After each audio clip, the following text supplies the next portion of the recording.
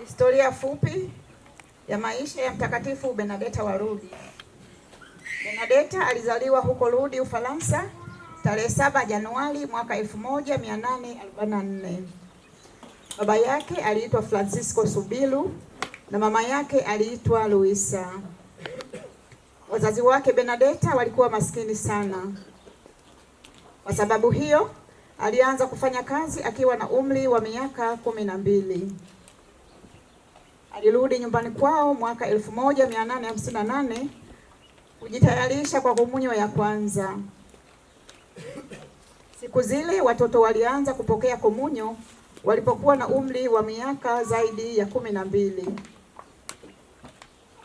Siku moja alipokuwa akiota kuni, yeye na dada yake na rafiki yake mmoja, Bikira Maria alimtokea katika pango kwenye kingo za mto Gave.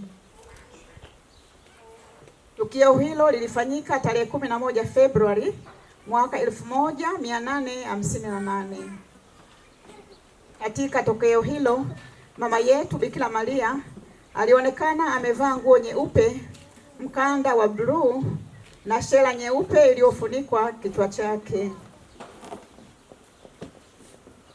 Miguu yake ilikuwa mitupu na tena ilipambwa kwa waridi. Zaidi ya hayo, alikuwa ameshika rozari katika mkono wake wa kulia. Inasemekana kwamba alimtokea namna hiyo safari 18, kisha alizungumza naye. Katika mambo mengi, mama yetu alimwambia, ninakuahidi furaha kama si hapa duniani, lakini katika dunia ijayo. Waombee wa dhambi. Nenda uwaambie mapadre wajenge kanisa hapa. Mimi ni Bikira Maria mkingi wa dhambi ya asili. Masista wa Nevers, Ufaransa, walikuwa na nyumba huko Lourdes, walipowatunza wagonjwa na kuwafundisha watoto. Walimpokea Bernadeta. Walimfundisha kusoma na kuandika, na alipohitimu walikaa naye huku akifanya kazi ndogo ndogo.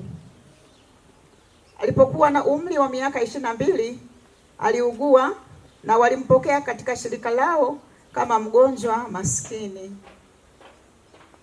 Mwaka 1866, Bernadeta alikwenda Neve kuanza unovisi katika makao makuu ya masista. Aliishi hapo muda wote na alifanya kazi kama muuguzi katika zahanati. Lakini mara nyingi alilala kitandani akiwa mgonjwa. Wakuu wa shirika walimtesa, lakini alivumilia mateso kwa ujasiri na alipenda kudhalauliwa. Katika mateso yake alisikiwa akisema, Maria mtakatifu, mama wa Mungu, uniombee mimi mdhambi, mimi ni mdhambi maskini. Alifariki mwaka 1879.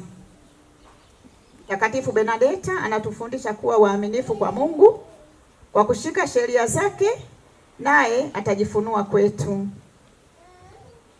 Mtakatifu Bernadeta, utuombee. Amina. Watu mbalimbali hasa wanajumuiya. Jumuiya Mtakatifu Bernadeta wa Lourdes wanamshukuru Mungu kwa mema yote anayowatendea. Wanazidi kumwomba Mungu awazidishie upendo, ulinzi, baraka ndani ya jumuiya yao na hasa makuzi bora kwa ajili ya watoto wao. Wanaombea marehemu wote wa jumuiya yao na wale wote wasio na mwombezi. Na kwa namna pekee marehemu Baba Askofu wa Jimbo Katoliki la Kondoa Bernardini Mfumbusa. Wana jumuiya familia moja wanamshukuru Mungu kwa mema yote anayowajalia. Wanawazidi kumwomba Mwenyezi Mungu azidi kuwapa baraka, upendo, ulinzi, amani na matumaini. Wanaombea marehemu wa familia yao, wa familia ya Chilewa, familia ya Mwakipesile, familia ya Shani na familia ya Dugo na marehemu wote wasio na mwombezi. Wanajumuiya Mtakatifu Bernadeta wa Lourdes wanamshukuru Mungu kwa ajili ya siku hii ya leo wanaposherehekea kumbukumbu ya somo wao wa jumuiya. Wanamshukuru Mungu kwa zawadi ya uhai, afya njema. Wanaomba upendo na mshikamano katika jumuiya yao. Wanaomba baraka kwa ajili ya kazi za mikono yao na waweze kutimiza majukumu yao kwa uaminifu na kwa usadaka wa kweli. Wanafamilia Mtowela wanamshukuru Mungu kwa zawadi ya afya njema na uhai anaowajalia kila siku ya maisha yao. Wanamshukuru Mungu kwa upendo na mshikamano ndani ya familia yao. Wanaomba huruma ya Mungu kwa ajili ya roho za marehemu wa familia ya Maria Ngoi Mushi Mtowela na Sikawa na wale wote wasio na mwombezi. Familia moja wanaomba afya njema kwa ajili ya maisha yao na hasa kwa ajili ya masista wote waliopo katika jumuiya ya Mtakatifu Bernadeta wa Lourdes hapa Dodoma. Mungu azidi kuwajalia mafanikio na kuwajalia vile vile nguvu ya kulinda imani. Waombaji wengine wanaomba huruma ya Mungu juu kwa ajili ya roho za marehemu wote wasio na mwombezi, na hasa marehemu Emmanuel Chirumba, Aliche Chirumba, Miriam Chirumba, Ezekia Mwilubi, Susan Jengela na Lydia Ezekia, Tobias Ezekia, Ikupa Ezekia na wale wote wasio na mwombezi. Wanaomba ulinzi wa Mungu wa roho na mwili, afya njema ya roho na mwili, na vile vile kwa ajili ya majukumu yao na hasa kwa malezi ya watoto. Wanawaombea wanaiombea familia moja inayopitia changamoto ya ulevi uliokithiri, ili Mungu mwema na mwenye huruma muweza wa yote, kwa maombezi ya Mtakatifu Bernadeta wa Lourdes, waweze kupata nguvu ya kuanza maisha mapya ya kutawala vinywaji vinavyoleta ulevi.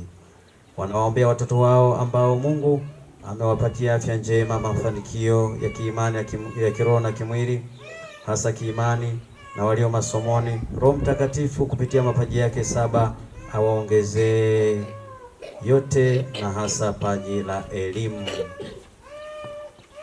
Familia moja ya Mama Justina Pogoro naomba faraja kwa Mungu katika changamoto ya kuunguliwa na makazi yake ya kuishi. Mungu Mwenyezi afungue njia katika kukabiliana na uharibifu uliotokea. Mungu Mwenyezi ndiye awe amani ya moyo wake pamoja na familia ya moyo na ya kiroho na kimwili. Naomba Mwenyezi Mungu awajalie afya ya roho na mwili, na aendelee kuimarika katika kuwajibika kwa yale yampasayo mbele ya Mungu na jamii vema. Mtoto mmoja anamshukuru Mungu kwa afya njema anayomjalia.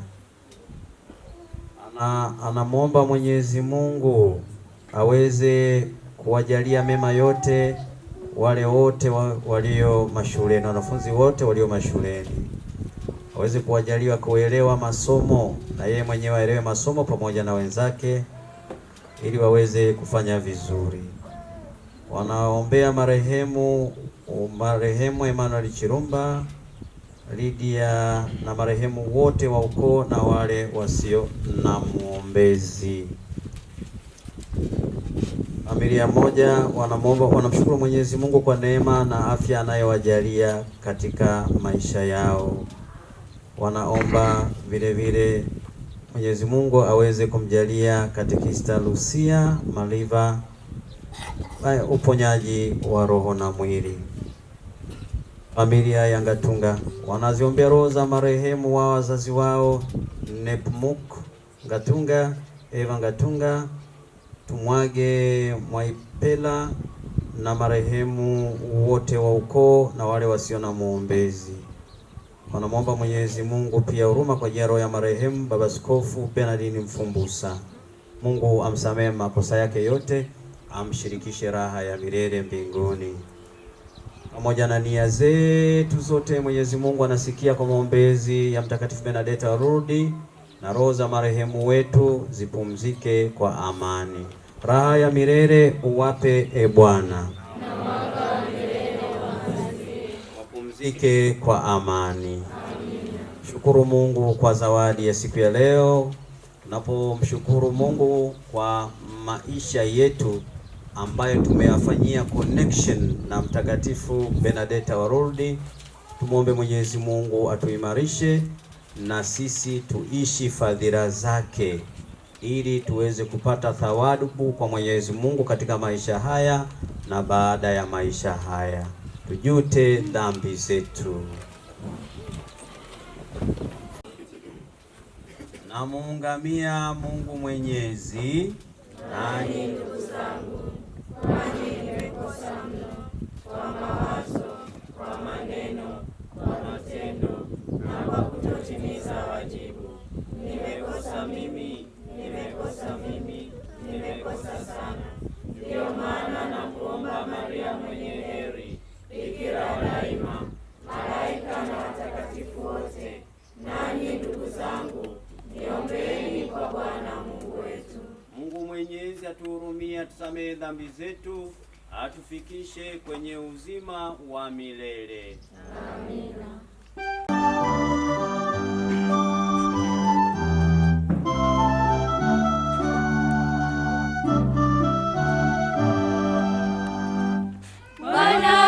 Tunakushukuru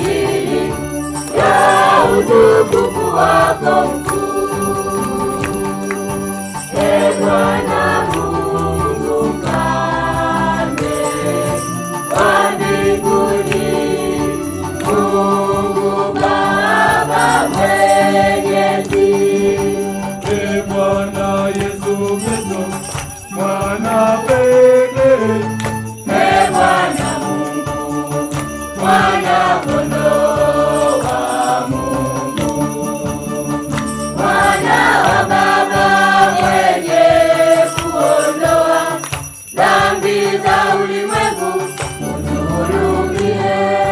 Mwenye kuondoa dhambi za ulimwengu, Pokea ombi letu, wewe mwenye kuketi kuume kwa Baba, utuhurumie. Kwa kuwa ndiwe uliye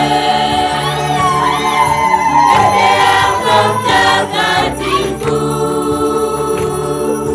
peke yako Bwana, peke yako mkuu, Yesu Kristo, pamoja na Roho Mtakatifu. Tuombe. Ee Mungu mwenye huruma ya milele, unaowasha imani ya taifa lako katika sikukuu ya Pasaka na siku ya leo tunapomkumbuka Mtakatifu Bernadeta wa Lourdes, wazidishie hiyo neema uliowajalia wanao kwa njia ya Kristo Bwana wetu.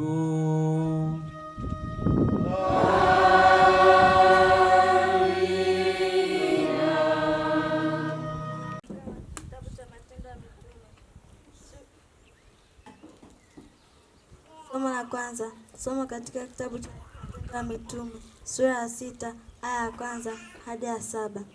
Siku zile wanafunzi walipokuwa wakiongezeka hesabu, walikuwa na manunguniko ya Wayahudi ya Waebrania, kwa sababu wajane wao katika huduma ya kila siku.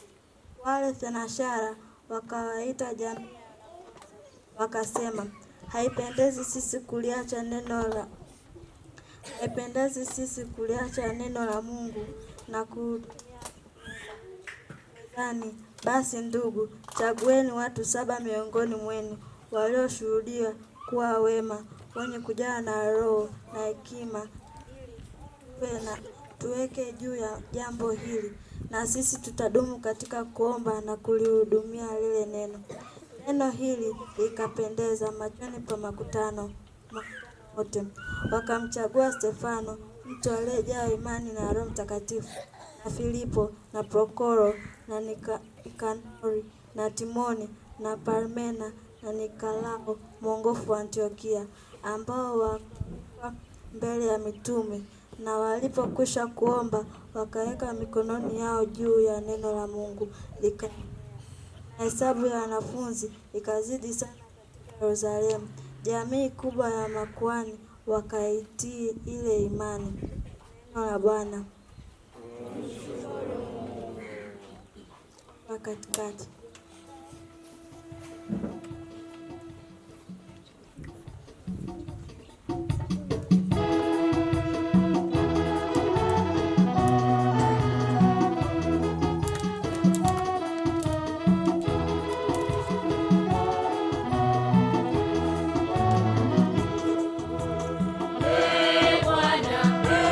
Bwana, fadhili zako zikae nasi.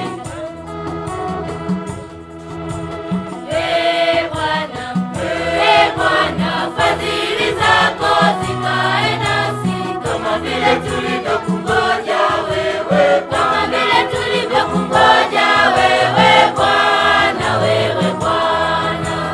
kama vile tulivyokungoja wewe, kama vile tulivyokungoja wewe Bwana,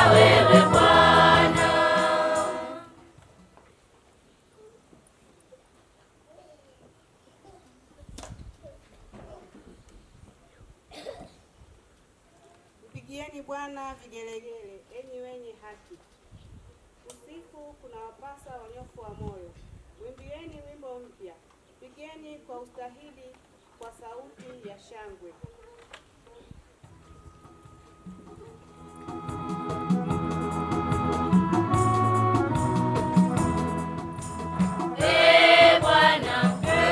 Bwana, fadhili zako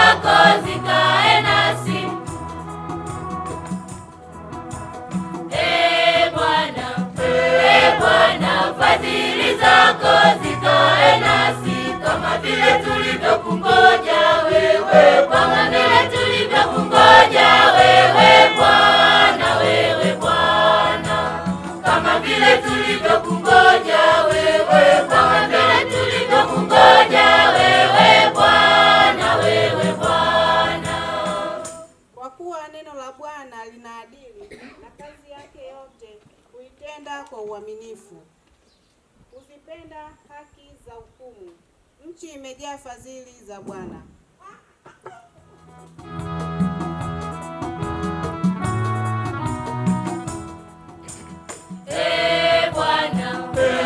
Bwana, fadhili zako zikae nasi.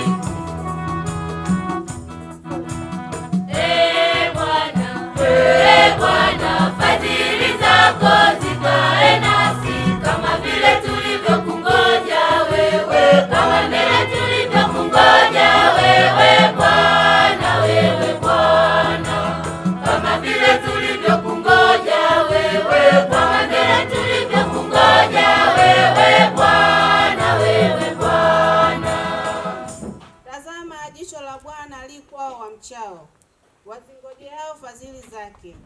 Yeye huwaponya nafsi zao na mauti, na kuwaisha wakati wa njaa.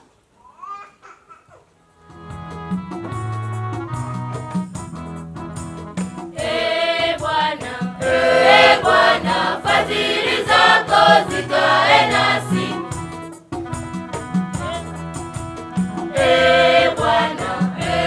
Bwana, fadhili zako zikae nasi, kama vile tulivyokungoja wewe, kama vile tulivyokungoja wewe Bwana, kama vile tulivyokungoja wewe, kama vile tulivyokungoja wewe Bwana.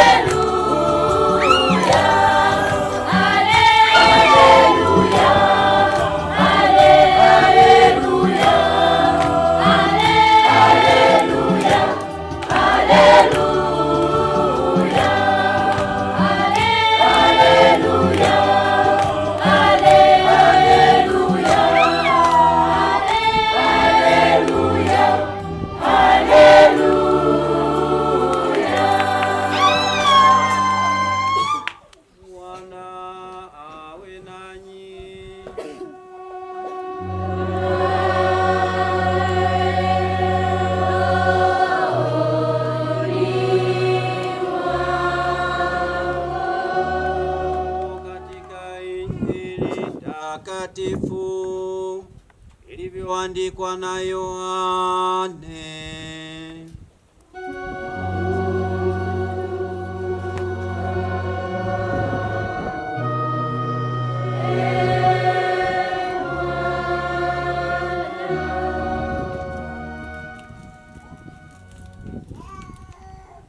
ya 6 mstari wa 16 mpaka wa 21. Jioni wanafunzi waliteremka baharini, wakapanda chomboni, wakaanza kuvuka bahari kwenda Kapernaumu. Nako kumekwisha kuwa giza, wala Yesu hajawafikia. Na bahari ikaanza kuchafuka kwa kuvuma upepo mkuu. Basi wakavuta makasia kadiri ya maili 3-4, wakamuona Yesu anakwenda juu ya bahari kukaribia chombo. Wakaogopa. Naye akawaambia, ni mimi, msiogope. Basi wakataka kumpokea chomboni, na mara hiyo chombo kikaifikia nchi waliokuwa wakiendea. Neno la Bwana.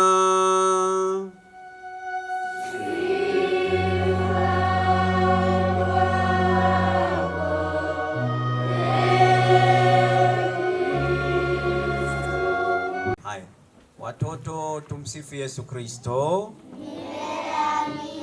Utoto mtakatifu. Baba, Mwana na Roho Mtakatifu daima. Safu kwa Yesu, safu kwa Yesu, safu kwa Yesu. Tumeupata, tudumisha haki na amani miongoni mwa watoto.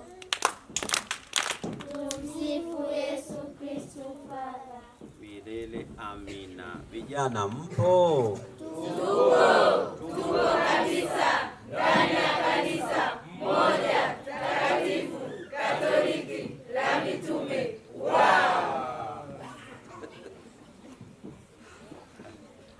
Haya, tumshukuru Mungu kwa zawadi ya siku ya leo, na tuanze na kumshukuru Mungu kwa zawadi ya wanajumuiya kuona umuhimu wa siku ya leo kuweza kulikusanyisha kanisa katika jumuiya yenu kwa heshima ya somo wa jumuiya yenu. Hongereni sana, Mungu awabariki sana. Wanajumuiya vipi? Mungu awabariki.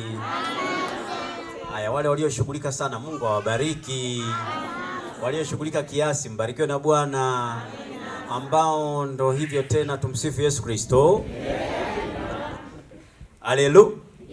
Amefufuka kama alivyo sema. Alisemaje? Atafufuka siku ya 3. Kwa hivyo tunapomshukuru Mungu kwa zawadi ya somo wetu Mtakatifu Benedetta, turejee kwenye historia yake. Kama umesikiliza vizuri ile historia ya Mtakatifu Benedetta wa Lourdes, ni rahisi sana kama ni mwepesi kama mimi mwepesi, machozi unakuta yanakutoka tu. Habari ya Benedetta wa Lourdes. Sasa twende kwa haraka kwa sababu ya muda, na leo tumechelewa, lakini muda ulio mbele yetu pia ni mali yetu. Muda ulio mbele yetu ni mali yetu. Wale wenye usingizi sasa, muda ulio mbele yetu ni mali yetu. Watoto, mmesikia vizuri historia ya Mtakatifu Benedetta? Ndio. Niwaulize maswali kwa njia ya chemsha bongo? Ndio. Mmeogopa? Ngoja nisimulie kwa kurudia. Tunamuona Mtakatifu Benedetta anatoka katika familia masikini. Sasa kama ungekuwa unaandika, pigia mstari ama bold neno masikini. Anatoka katika familia masikini. Sasa basi, alikuwa masikini wa roho? Hatujui. Walikuwa masikini wa mali za dunia? Hatujui. Walikuwa masikini kwa mahusiano na wengine? Hatujui. Walikuwa masikini wa msamaha na wengine, unakuta familia imekaa kama kisiwa tu? Hatujui. Kwa hivyo kwa haraka kwa kujua hiyo familia ambayo Mtakatifu Benedetta alizaliwa, tunaambiwa ilikuwa masikini, ifananishe na familia yako kwa namna moja ama nyingine. Sote tunatoka katika familia masikini. Pengine masikini wa msamaha, masikini wa huruma, masikini wa kutambua wengine kwamba ni wahitaji, wao wanaweza kuwatambua. Masikini wa kujitambua kwao ni kwamba wao ni habari njema, lakini wanajitangazia kwamba haiwezekani. Kwa hivyo mara moja tuone fundisho hilo katika siku ya leo. Tunaona familia zetu ni masikini. Sasa ndani ya familia masikini anazaliwa mtoto, na mtoto anayesimuliwa siku ya leo ni Benadeta, ambaye tunaambiwa kwamba wazazi wake walimlea na kitu kinachoitwa connection. Na watoto tuseme connection. Wote tuseme connection. Kwa hiyo walimlea ule mtoto na muungano na Mungu. Katika umasikini unaotajwa wa familia ile, wao walimlea mtoto kwa wakiwa wamemuunganisha na nani? Na Mungu. Katika Mungu walimuunganisha lipi? Watoto msikilize, baadaye kuna maswali. Katika Mungu walimuunganisha na neno lake Mungu. Katika Mungu wakamuunganisha na amri za Mungu. Katika Mungu wakamuunganisha na kanisa kwa kufuata amri za kanisa na utaratibu ule wa kanisa. Katika Mungu wakamlea mtoto katika umri wake mdogo, tunampia miaka tu 12. Miaka 12. Wenye miaka 12 hapa punga mkono juu, kidole juu, ni utume mimi. Miaka 12. Miaka 10. Miaka 10 juu. Unabakiza mkono juu. 11. 12. Miaka 9. Yaani mikono juu. Yaani nataka kuunganisha sasa. Sinajumlisha? Nataka kujumlisha. Kumbe Mtakatifu Benadeta, napata picha sasa, alikuwa kama umri wa hawa watoto. Hebu msimame kwa miaka kuanzia 9 mpaka 12. Ngoja niongeze kidogo. 9 mpaka 13.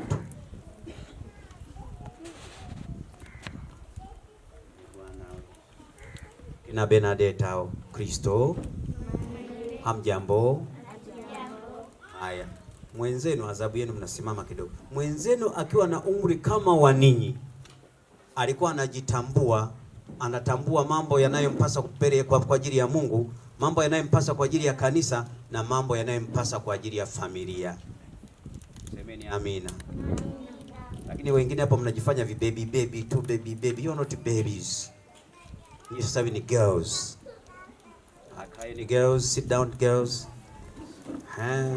Asante sana. Ninyi sio watoto tena, ninyi ni wasichana. Tumsifu Yesu Kristo. You are a while, wameniweza.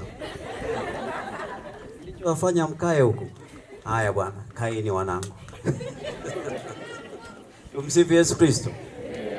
Twende polepole habari ya Benadeta. Sasa Benadeta katika umri wenu huo alijua kusali na kusalisha. Sikilize, mbona mnacheza cheza? Alijua kusali na kusalisha. Alifundishwa na nani? Wazazi, alifundishwa na nani? Na wazazi wake masikini. Sasa wewe afadhali uwe masikini wa hili, uwe tajiri wa jambo hili ambalo tunaona familia ya Mtakatifu Benadeta, wazazi wake walikuwa matajiri. Wakamfundisha mtoto wao mambo yanayomhusu Mungu, yanayohusu jamii njema, yanayohusu familia. Tunaona Benadeta anasali. Pili, sikilize vizuri. Benadeta katika umri wa miaka 12 alianza kufanya kazi. Kesi itakuwa kubwa hapa. Kuna watu hapa mpaka saizi wanafuliwa nguo. Wengine wapo hapa. Jamani, mtoto mleavyo? Wazazi tulee watoto kama familia ya Benadeta.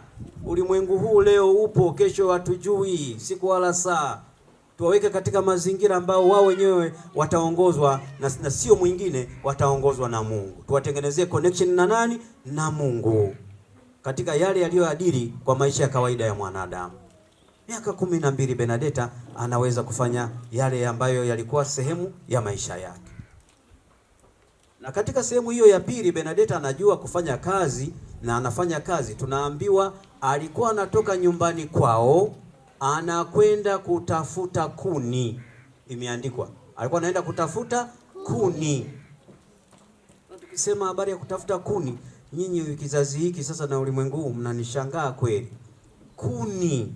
mahitaji ya msingi ili chakula kiweze kutengenezwa. Kuni, nchi yao ile ya Ufaransa ilikuwa ya baridi sana, ili wapate moto na joto kwa ajili ya afya zao.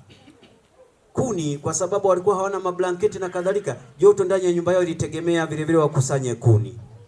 Tunaambiwa katika safari ya kwenda kutafuta kuni, Bernadeta alivuka mto.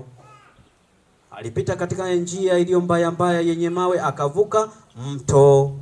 Unaona? Kuna changamoto, mto, kuvuka mto. Na mto tunaambiwa ulikuwa na maji. Na maji yale yalikuwepo mwaka mzima. Mpaka leo yale maji yapo, hicho kijito. Ndicho watu wengi, kwa sababu Bernadeta alipita pale akiwa hana viatu. Lakini imeandikwa kwamba alikuwa hana viatu, ila alikuwa na soksi nzito. Alivaa tu masoksi. Ndio alikuwa anaenda anatumbukia, miguu yake alikuwa anashindwa kutembea kwa sababu ya baridi, ameathirika. Alikuwa katika umri wake, hakuwa na viatu vya kufunika, akapata pneumonia. Pneumonia ile ikamfanya kidogo miguu ikawa inamsumbua, mgonjwa. Lakini mtoto mwenye imani, mtoto aliyemtegemea Mungu, mtoto aliyesikiliza wazazi, mtoto ambaye alikuwa na maadili mema, mtoto aliyeogopa mabaya, akapenda mema. Kwa hivyo akawa anapita kwenye ule mto, anavuka ng'ambo, anapanda mlima kidogo, kuna mawe, kimlima chenyewe kina mawe, anakwenda kutafuta huko kuni. Basi wakati mwingine mvua inamkuta kule, anaingia chini ya jiwe. Chini ya jiwe kulikuwa na sehemu chini ya jiwe linaitwa pango. Anaingia kwenye pango pale, anajisubirisha pale, kamvua kanatoka, anabeba kuni zake, anavuka ule mto ukiwa umeongezeka maji na kadhalika, anakwenda nyumbani na kuni. Bernadeta, semeni wote Bernadeta. Takatifu Bernadeta. Na ndipo tunaambiwa Mama Bikira Maria akamtokea.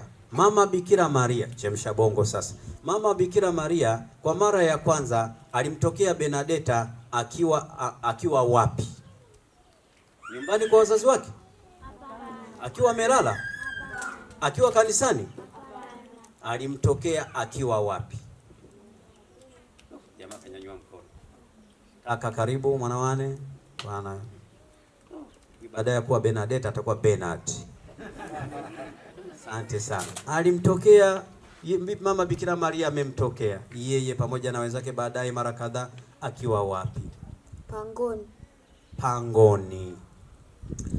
Bernadeta kule kwenye pango alikuwa ameenda kufanya shughuli gani? Kuokota kuni. Piga makofi ya Kikristo wote jamani. Kuokota kuni. Maini letu safi kabisa, atapata zawadi. Tumsifu Yesu Kristo.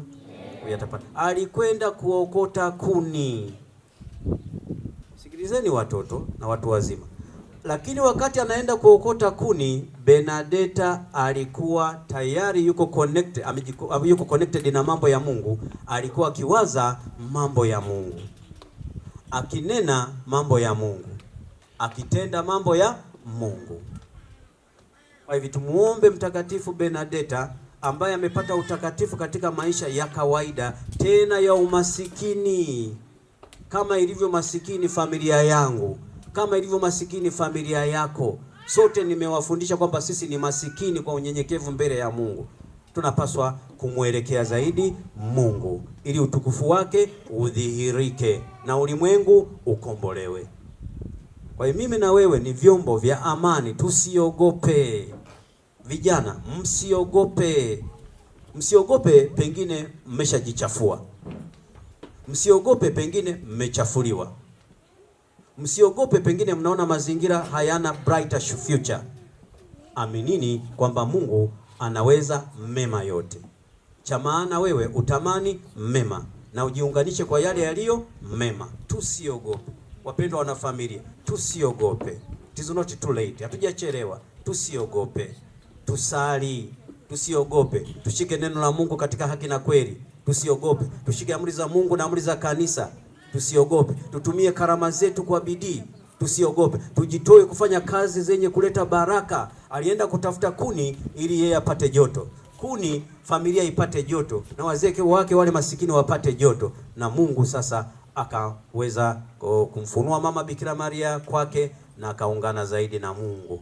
Na Mungu katika mahangaiko yake akamwambia, Benadeta, usiogope, utapata faraja na furaha katika maisha haya na baada ya maisha haya. Alitumia neno utapata faraja na furaha katika maisha haya au baada ya maisha haya. Au kwa changamoto za sasa zisikufanye ukate tamaa, Mungu yuko na wewe. Kwa hiyo tumuombe Mtakatifu Benadeta wa Lourdes atuombe ili na sisi tusimame katika maisha ya matumaini, tushughulike vema kwa yale yatupasayo mbele ya Mungu, mbele ya jamii. Kwenu wazazi, jifunzeni kwa wazazi wa Benadeta. Msiwakatie tamaa wahitaji. Msiwakatie tamaa watoto wenu. Msiwakatie tamaa ninyi waumini wote, ndugu zenu, hata wakiwa katika mahangaiko mbalimbali. Mshirikishane kile mlichonacho kwa nia njema, kile mlichonacho kwa huruma, kile mlichonacho kwa upendo, ili Mungu aweze kudhihirika katika maisha yenu na maisha ya wengine kupitia ninyi wenyewe, usadaka wenu na maisha yenu. Jitahidi sana, hasa watoto. Watoto mwasikilize wazazi, na hasa kusali na kupenda mambo ya Mungu na ya kanisa na mambo ya jamii, na kukwepa yale ambayo ni chukizo mbele ya Mwenyezi Mungu. Jifunzeni kwa Mtakatifu Benadeta. Baada ya kusikia historia ya Mtakatifu Benadeta na fundisho lake, neno la Mungu siku ya leo tunasikia kwamba somo lile la kwanza, mashemasi wa kwanza wanachaguliwa. Shemasi ni nani? Ni mtu wa daraja ambaye ni msaidizi wa wapaka mafuta wa Bwana. Haya, tunaona shemasi wa kwanza wanachaguliwa. Lakini sababu ya kuchaguliwa mashemasi wale wa kwanza inasemwa, na ndio inaunganika na maisha ya leo. Sababu ni hii. Wanasema watu walipoanza kuongezeka na mahitaji ya huduma za kibinadamu na za kiimani za Kikristo zinaongezeka, na hasa pale ambapo katika jamii yao walikutana na wajane wameongezeka, wakafikiri watafutwe watu ambao watatoa huduma za wahitaji wa namna hiyo. Ndipo wakachaguliwa wale mashemasi. Na wale mashemasi waliochaguliwa wanatajwa hapo kwa majina katika lile somo ambalo mtoto alitusomea vizuri. Wanatajwa. Na wale mashemasi walipotumwa tu kwamba wakafanye kazi ya kuhudumia wahitaji, walikubali.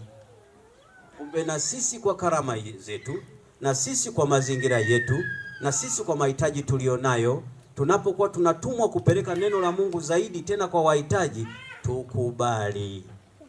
tukubali kutumika kwa yale ya Mungu na ya kanisa, yale ya Mungu ya kanisa na ya jamii, maana hatujui siku wala saa. Tunaona mashemasi wanafanya hiyo kazi ya kuliimarisha kanisa, na mashemasi wanaendelea mpaka sasa katika kanisa letu moja takatifu Katoliki la Mitume kwa ajili ya huduma mbalimbali kwa wahitaji. Tuwe tayari. Mwisho tunasikia Bwana wetu Yesu Kristo anatembea juu ya maji. Ilikuwa ngumu Tunasikia Bwana wetu Yesu Kristo anatembea juu ya maji. Na wale wafuasi walipomuona mtu anatembea juu ya maji, wakamwangalia vema, wakamtambua. Walipomtambua, wakamkaribisha kwenye chombo chao. Lakini wakati wanamkaribisha kwenye chombo chao, wanataka wamshike ili wamuingize kwenye chombo, wakawa tayari wameshafika mwisho wa maji. Kwa hivyo Yesu anatembea juu ya maji mbele ya wale wafuasi ili kuwaimarisha kiimani kwamba Mungu anaweza mema yote. Mungu anashinda changamoto zote. Ndilo fundisho pale. Alikuwa anawaimarisha tu wafuasi wake kwamba mmesikia nimefufuka na kadhalika na nini, sasa natembea juu ya maji muone. Kwa akajidhihirisha na kujitambulisha kwamba ni yeye muweza wa yote. Ndiye aliyeaminiwa na Mtakatifu Benadeta, ndiye tunapaswa kumwamini sisi. Mtakatifu Benadeta wa Lourdes, utuombe. Watakatifu wote wa Mungu, tuombe. Haleluya. Amefufuka. Tumsifu Yesu Kristo. Sadaka nzuri na kwa kanisa ipokee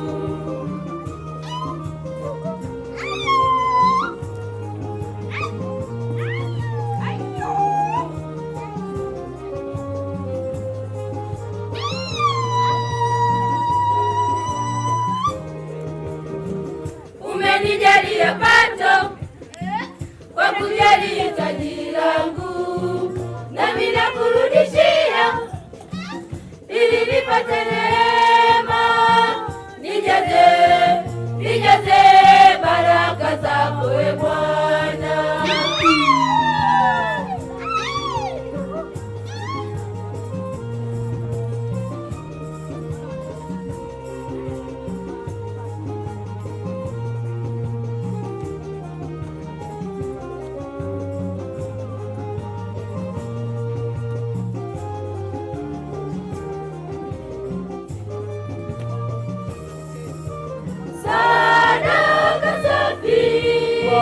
Na kutolea sadaka nzuri na kwa kanisa ipokee.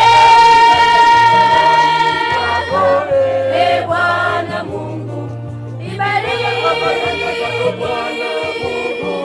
uitakase, baraka na neema zinishukie, upendo na fadhili unijalie, zijae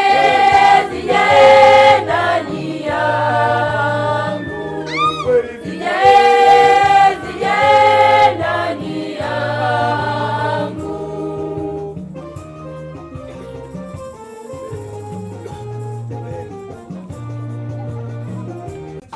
Imani yake Bwana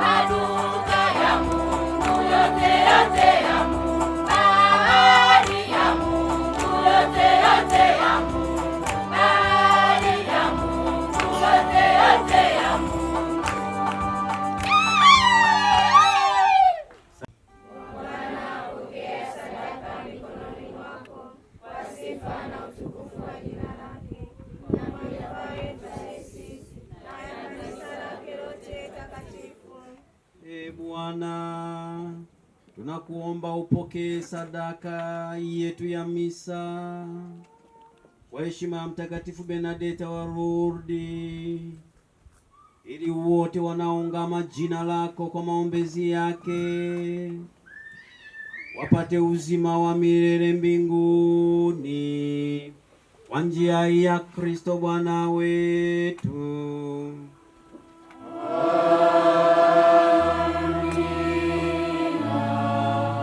Nawe nanyi.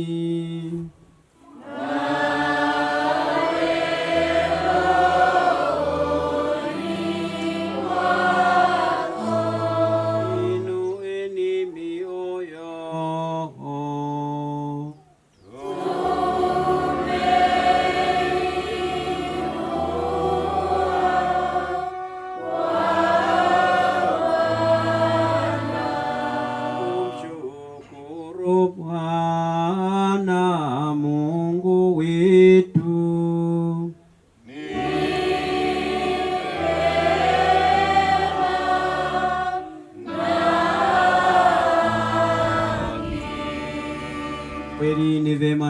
haki, tendo la kufaa na kuleta wokovu. Tukushukuru wewe daima na popote, e Bwana Baba mwema, Mungu mwenyezi wa milele, hasa wakati huu kwa shangwe kubwa zaidi, kwa kuwa Kristo Pasaka wetu ametolewa sadaka. Yeye ndiye mwana kondoo wa kweli aliyeondoa dhambi za ulimwengu. Yeye ndiye aliyetukomboa kwa kifo chake, na yeye ndiye aliyetupa uzima kwa kufufuka kwake. Kwa hiyo sisi pamoja na jeshi la malaika wa mbinguni twawimba wimbo wa utukufu wako tukisema bila mwisho.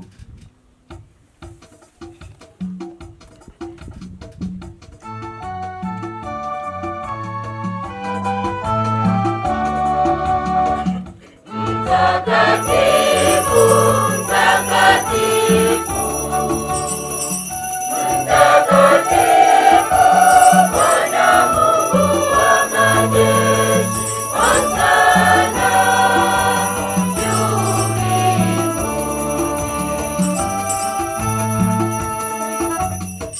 Mbingu na nchi zimejaa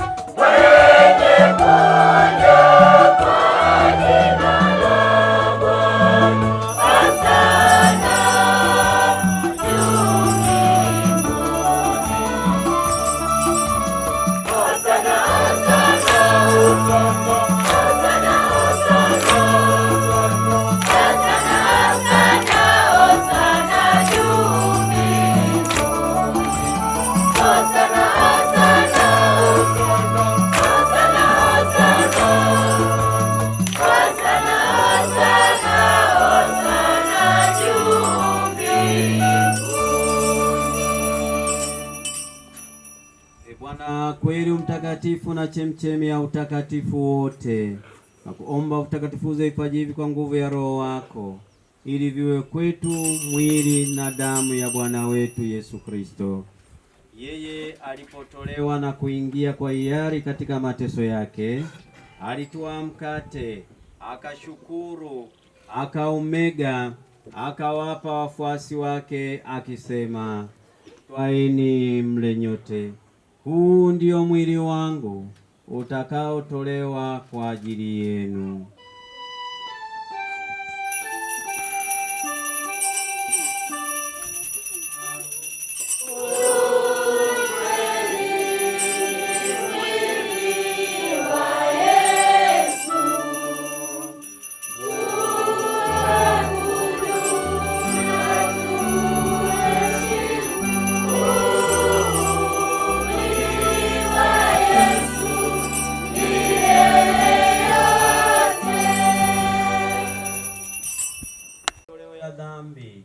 Fanyeni hivi kwa ukumbusho wangu.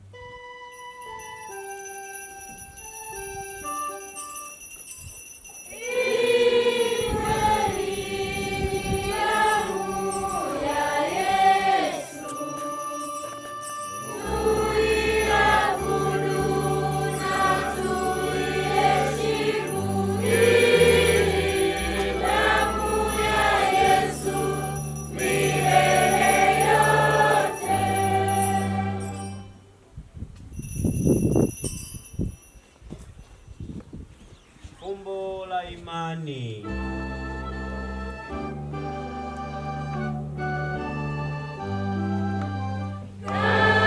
Tangazeni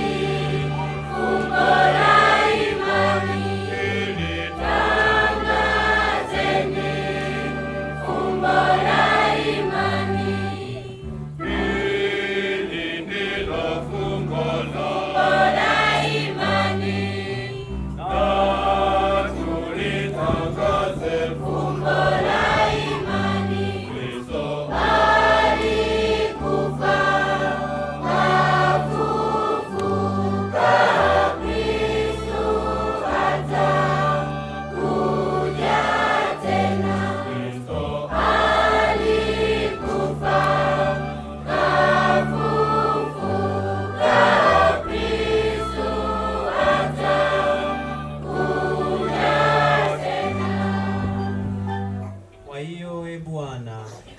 kuadhimisha ukumbusho wa kifo na ufufuo wake mwanao, tunakutolea mkate wa uzima na kikombe cha wokovu.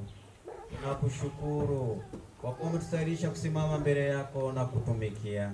Pia tunakusihi kwa unyenyekevu, ili kwa kushiriki mwili na damu ya Kristo tukusanywe na Roho Mtakatifu tupate kuwa jamaa moja.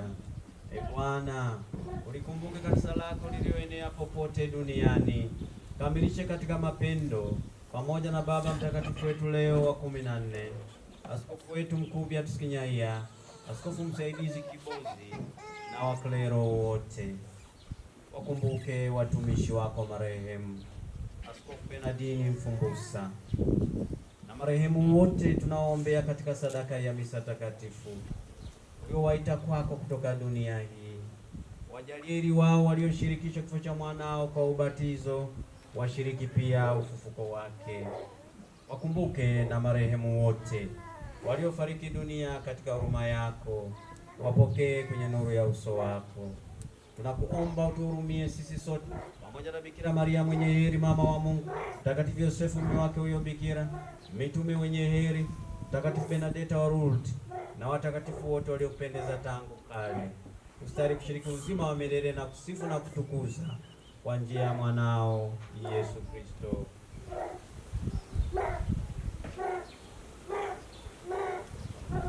Kwa njia yake pamoja naye na ndani yake, wewe Mungu Baba Mwenyezi, katika umoja wa Roho Mtakatifu, unapata heshima yote na utukufu milele na milele.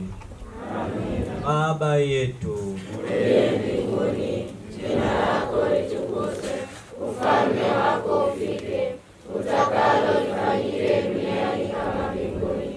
Utupe leo mkate wetu wa kila siku, utusamehe makosa yetu kama tunavyowasamehe na sisi waliotukosea, usitie katika kishawishi, lakini utuokoe maovuni. Bwana, tunakuomba utuokoe katika maovu yote, jalie kwa wema amani maishani mwetu, kusudi kwa msaada wa huruma yako tuopolewe daima na dhambi, wala tusifadhaishwe na jambo lolote, tunapotazamia tumaini lenye heri na ujio wa Mwokozi wetu Yesu Kristo. Kwa kuwa ufalme ni wako na nguvu na utukufu hata milele. Bwana Yesu Kristo uliyewaambia mitume wako, amani na waachieni, amani yangu na wapa, sitazame dhambi zetu na imani ya kanisa lako, pende kujalia amani na umoja kama alivyo mapenzi yako, naishi na kutawala milele na milele.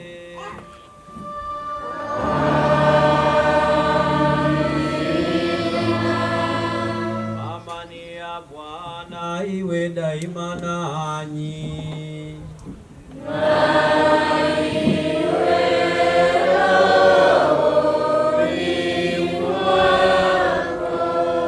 Kwa furaha, kwa maombezi ya Mtakatifu Benedetta wa Lourdes, peane amani ya Kristo.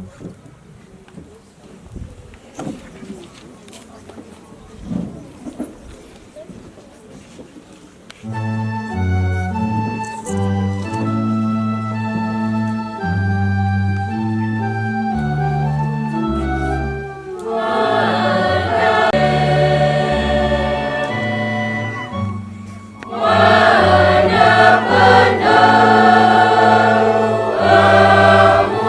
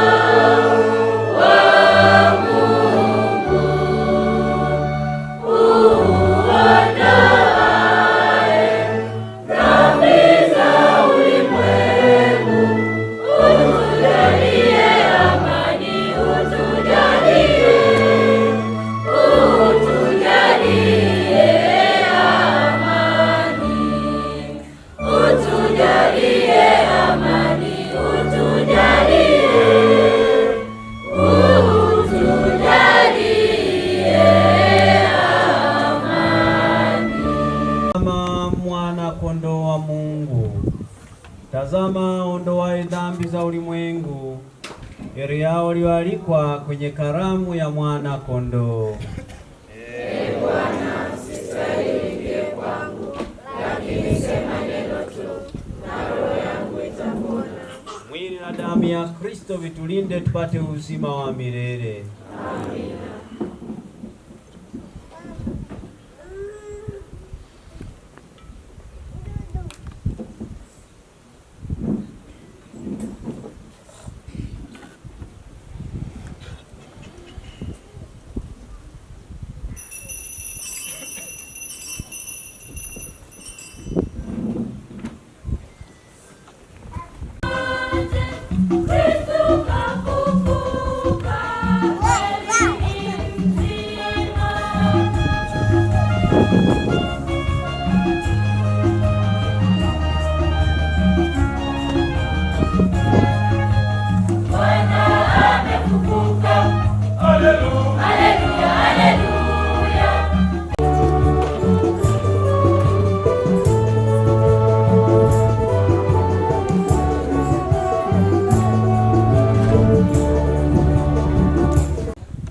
Kwa heshima ya Mtakatifu Bernadeta wa Lourdes, somo wa jumuiya yetu idumu katika mioyo yetu kwa njia ya Kristo Bwana wetu.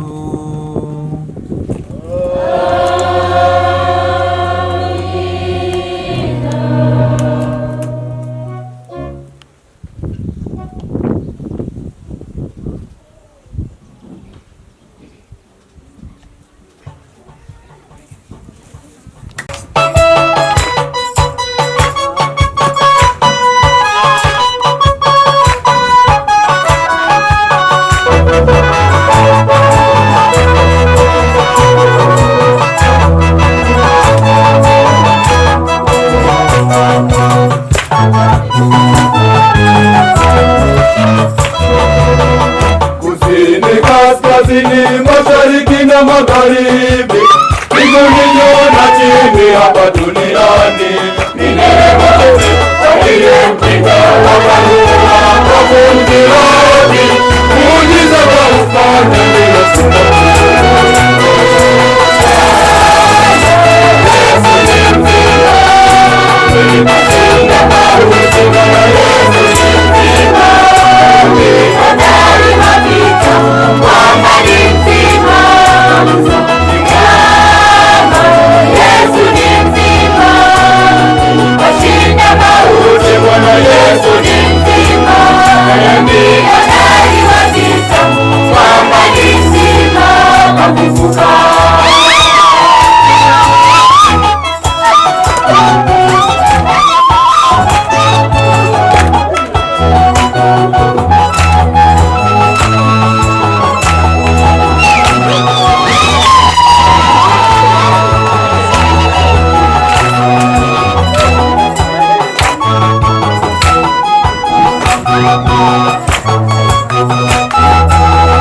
muujiza kubwa ameufanya mkombozi Yesu, hofu ya kifo kuwa uzima. Yesu ni mzima, kashinda mauti. Bwana Yesu ni mzima, ni hodari wa vita, mwamba ni mzima.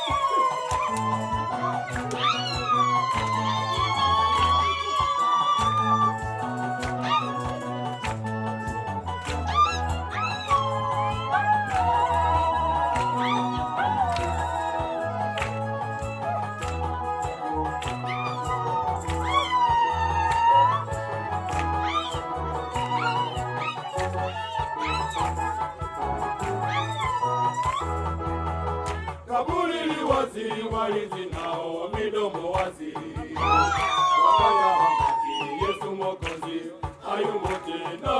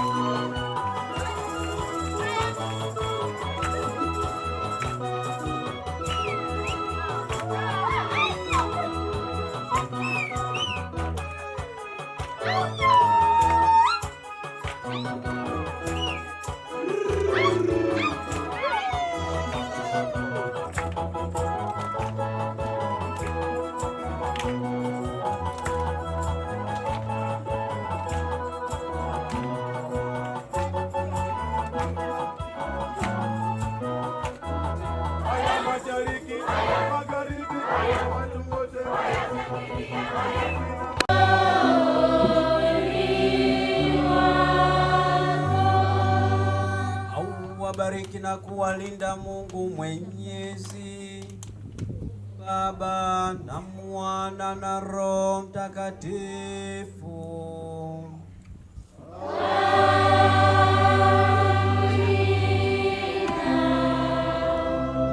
Endeni na amani ya Kristo. Haleluya.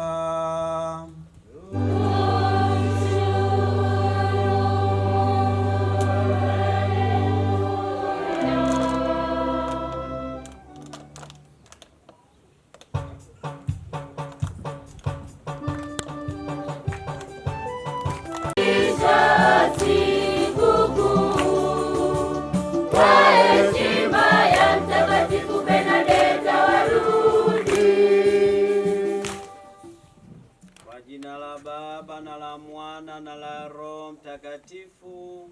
Amina. Bwana awe nanyi.